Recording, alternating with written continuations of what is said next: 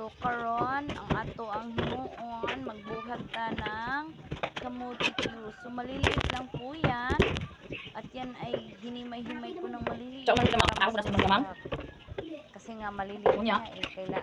Kailangan habaan mo ng pasensya ang paggagayat. So ayan. Ganyan po yung kaliliit yung mga kamuti natin mga kabady. So ayan, nandito na ako. Naglalagay na ako ng asukal.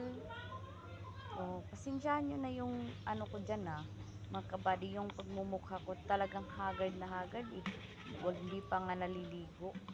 Ayan ang itsura ko mga kabady, no?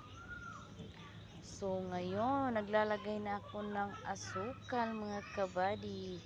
So, ngayon, tapos na akong naglagay. So, antayin naman natin matunaw yung ayan na siya. Ayan na siya mga kabady. So,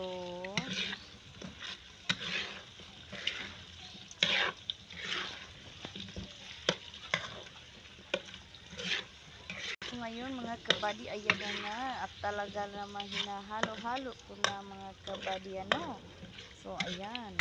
Yan po ang itsura. Pagpasensya nyo na ang aking maliit na kusina. At yan ay hindi pa po tapos mga kabady. So, ayan. Hinango ko na yun mga kabady.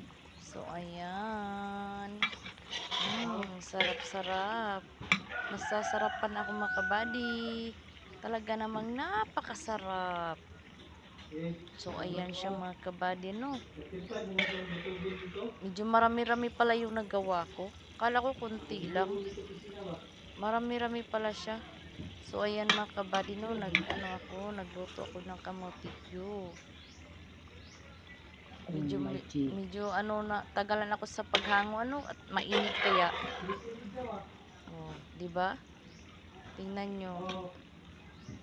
Yung iba nga tumalsik pa nga eh. So ayan, medyo natagal-tagalan ng kabady nyo sa paghango. Oh, ayan na siya mga kabady. Ang sarap. Yan ay talaga namang masarap mga kabady. Kain!